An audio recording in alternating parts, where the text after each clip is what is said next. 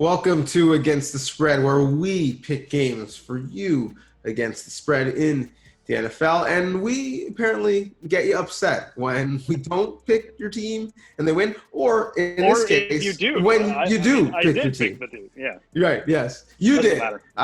I didn't pick them, but I said I felt bad for them. But evidently, The Browns we're referring to here. You can't make anybody happy. Can't make anybody happy, right? You're gonna make someone angry no matter what. Well, Chase Claypool and company in Pittsburgh still think the Browns are the Browns. We'll find out if the Browns are truly different in a bit. But why don't we start with the Rams going to Green Bay? A big discrepancy in terms of seed, but I don't know if there's as big a discrepancy in terms of talent, especially when you look at the Rams defensively. The line not huge, 6.5.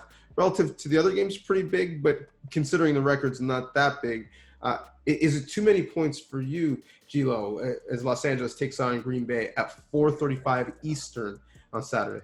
It's an interesting question because I feel like these are much tougher picks than the wild card weekend, and I think this is a perfect example of that. 6.5 is a tough one because, like you said, the Rams, despite some offensive issues, which they have plenty, including a quarterback who only has 9 working fingers at this point in time, they have a really, really good defense, and arguably right now the best defense in the NFL. Problem is they're coming up against the best offense in the NFL. So that number, that 6.5 number really gives me some pause. And the reason is because they have Aaron Donald, the Rams. They have Jalen Ramsey, and they have first-year coordinator Brandon Staley, who just has this team and this defense playing out of their mind. And it's one of the best matchups of the weekend. But I think the real factor, as I alluded to before, is that Rams offense. They struggled so much against the Seahawks team that really didn't play all that well on defense. And now they're coming up against a team that, despite the fact that I could see the Packers having some trouble scoring at will, like we've seen them do, I think they're still going to put up points. Can the Rams keep up? I just don't think they can. Not the way that we saw them do it, not the way that they played last week. So I'm going to take the Packers. I'm going to take them by the touchdown spread just because I don't think the Rams are going to be able to put up the points. I think it's going to be low scoring. I'm going to take the under, but I also like the Packers to cover here. And that over-under is 45.5, started at 46.5. The spread for the game started at 7. It has also come down to 6.5. You mentioned the Rams defense.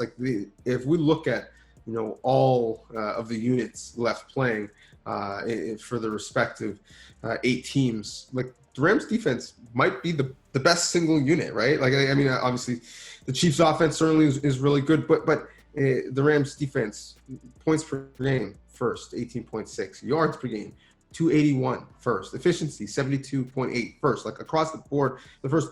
And they might have the 2 best defenders and maybe 2 best players other than Patrick Mahomes on that defense in Aaron Donald and Jalen Ramsey. And so they are a bit of a monster. Their only weakness, however, is they've been susceptible to the play action pass because they're such an aggressive defense that we saw them jump a screen pass and turn it into a pick 6, which literally never happens ever in football. You might jump it and break it up or make a tackle at the yard at the line of scrimmage, but to break it up so quickly for a pick 6. And so because they're so aggressive, and that makes them susceptible to the play action pass, I say this all the time in this segment, styles make fights.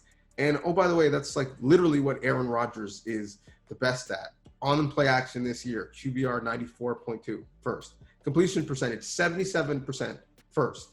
Passing TDs 23 first. There's a lot of QBs who didn't have 23 passing TDs at all. But when you have 48 of them, as does Rodgers, a lot of them will come in the play action pass. And so I just think he is so good against an aggressive defense. And he's the only guy to have 20 TDs in a season or over 20 in the play action pass that I think that they might be able to do what the Rams don't really often do is give up the big play. And so for that reason, I think it might be a low scoring total, because I think Green Bay might score a decent amount of points, and the Rams, because of that offense, might not score any. And so I will take the 6.5, because I don't think it's going to be a close game. I do think it's going to be a pretty healthy spread. I'm getting ready to eat those words. Like, I can already see. That's the sound clip right there. That's the one. Yeah, well, our own producer is literally writing down the time code right now to clip that out and put it aside when the Rams were back in the Super Bowl. I think Aaron Rodgers is going to make what is a nice story for a week pretty much over for Los Angeles. Two teams built somewhat similarly, and two teams that have been fun stories and fun teams to watch. They get the night treatment on Saturday. That's right, Bills fans. You're going to prime time, 8:15 p.m. Eastern.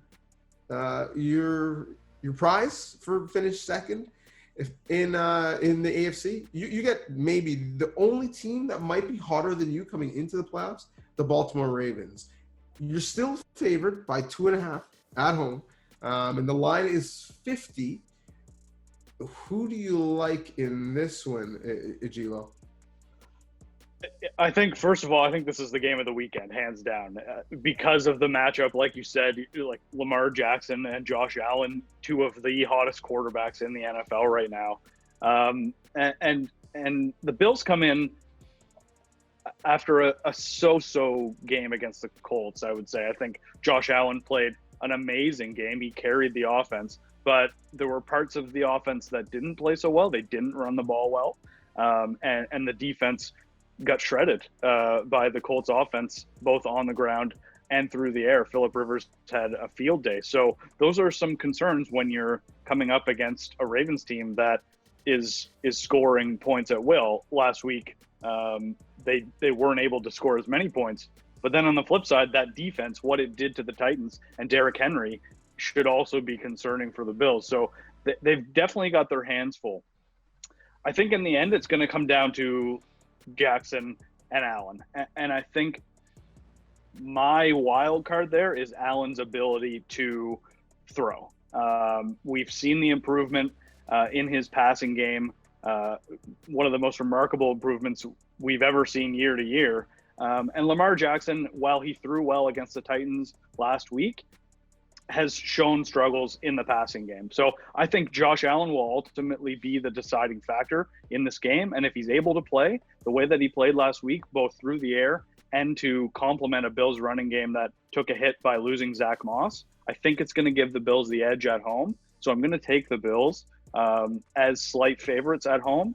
And I'm going to take the under as well, because we just saw last week that a lot of these games are very low scoring. I think that continues, especially with the Ravens defense that was playing so well coming into this game.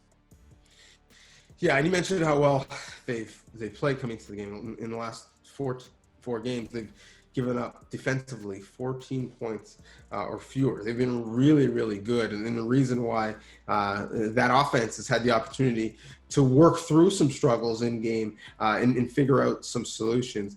That defense specifically, they've been getting off the field by blitzing, by bringing a lot of blitz pressure. They blitz 16.5% of the time, which leads the league. And you mentioned the difference in the QBs and their ability to throw. Really, the way Josh Allen has separated himself in his young career as a passer, certainly with accuracy, that's something that doesn't change often, and it has in his career. So that's mechanics, but also his ability to beat the blitz, to read and recognize it and get the ball out of his hand. And he's, quite frankly, been a beast against the blitz. 19 TDs this year against the blitz, the most in the NFL. 1,155 yards passing, one pressure, the second in the NFL. So he's not someone who's going to be bothered when he's got guys hanging off of him or he has to operate through trash in the pocket. And because I think Buffalo's still going to be able to throw him, because I'm not certain, even though Baltimore doesn't look to throw it that often and doesn't throw it that well, how well they'll be able to do that, because the only quotes that we've heard from Lamar Jackson this week are about the fact that he hopes it doesn't snow. And I was really surprised. I don't know about you, the fact that he's never in his career played in a snow game. Now, granted, he grew up in Florida and went to school in Louisville, but he also has played in the AFC North for his entire NFL career. So between Cincinnati and Pittsburgh and Cleveland and, I don't know, Baltimore, I assumed he would have played in at least one snow game. So if this is his first, and he's outwardly early in the week saying that he hopes he doesn't have to, that's not a recipe for success. So close number at 2.5. I will take the under in terms of points because I see a lot of running and the clock really rolling. But I'm going to take Buffalo to cover at 2.5 points.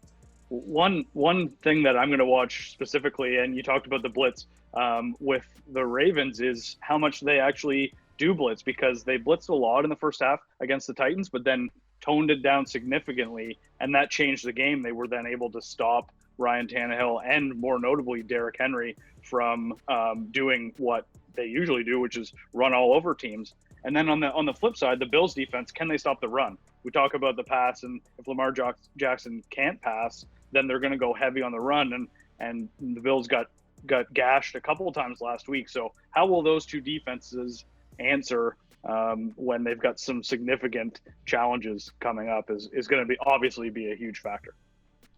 Well, the Cleveland Browns certainly answered when they had significant challenges.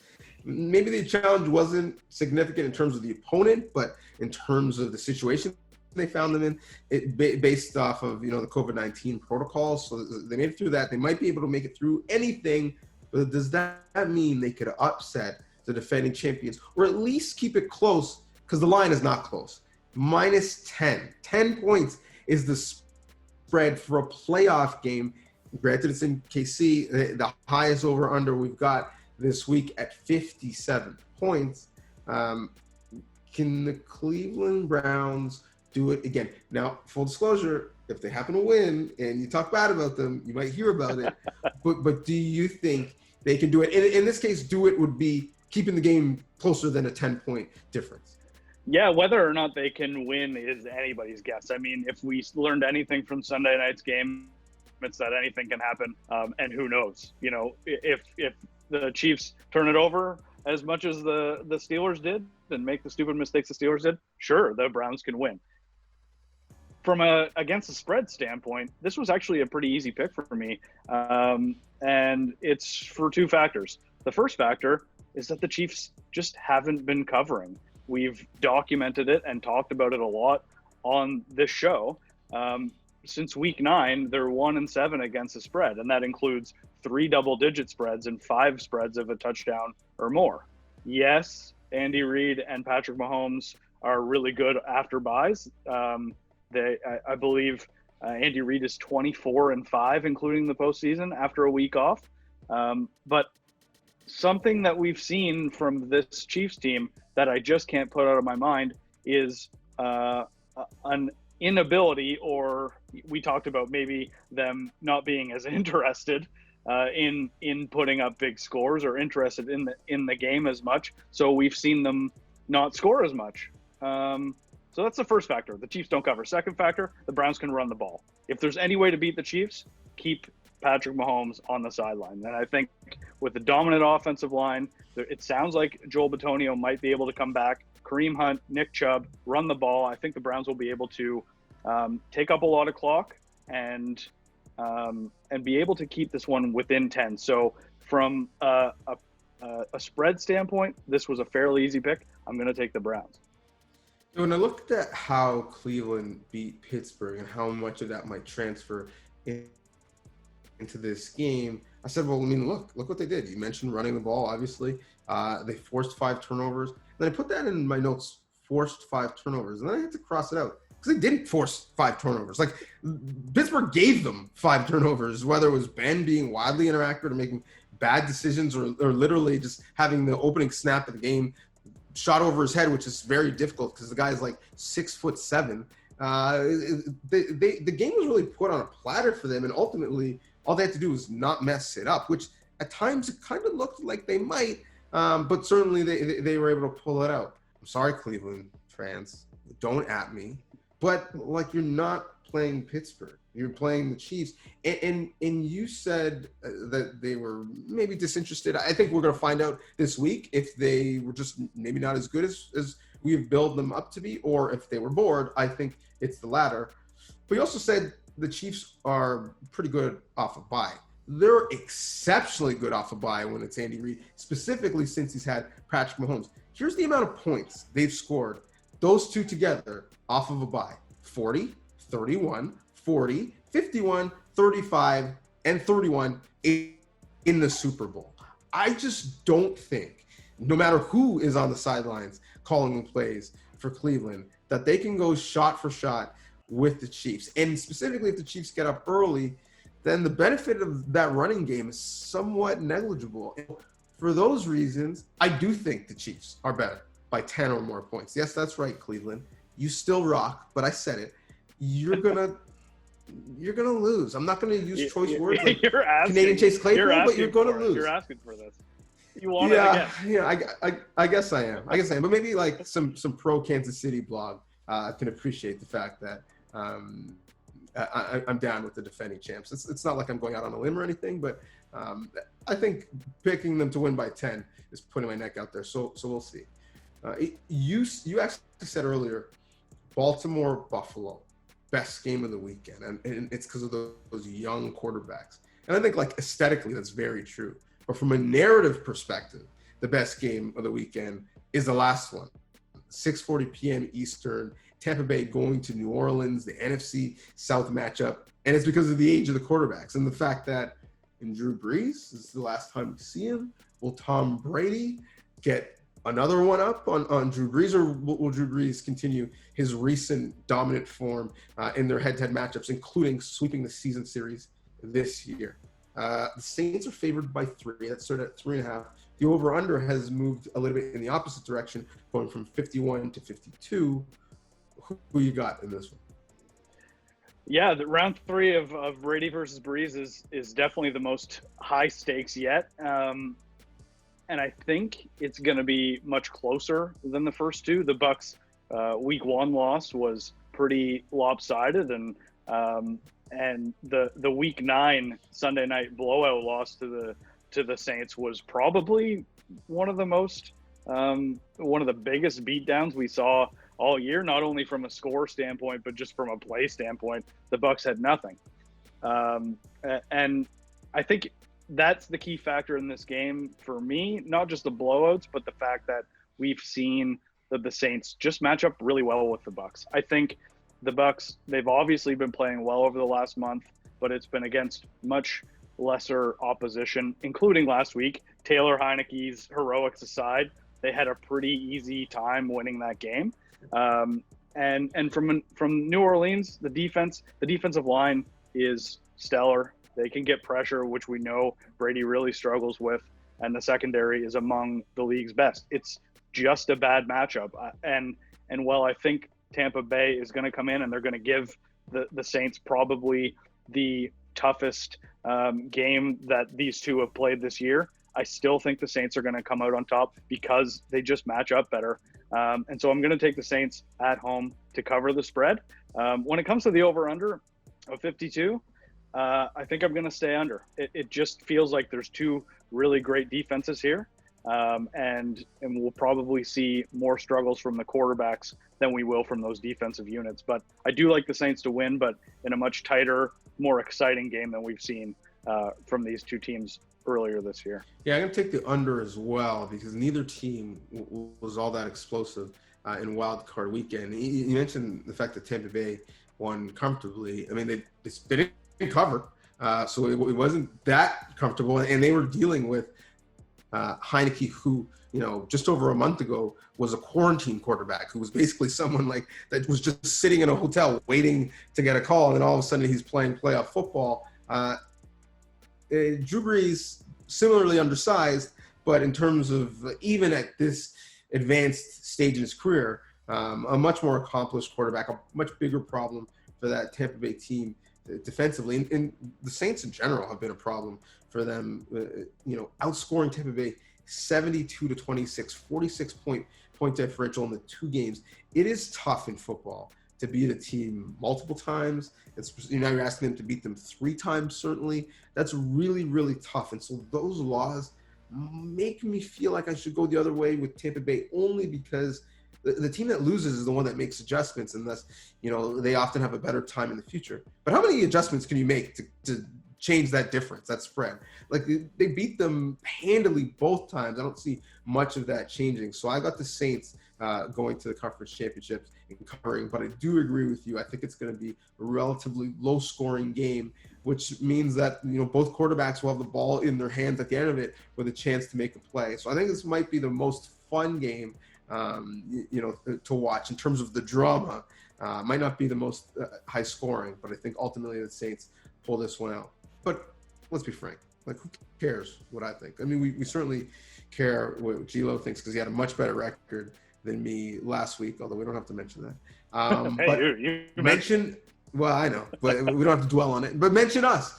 Hit us up on Twitter, not just to tell us that you're mad that we didn't pick your team, but tell us who you were picking. If you got any, playoff prop bets that you really like, if you're in a pool for the playoffs. And while you're doing that, make sure you like, you favorite, you share, and subscribe, whatever platform you are interacting with us on, because we really appreciate you hanging out with us and watching the games with us. Enjoy the games this weekend. They're going to be fun.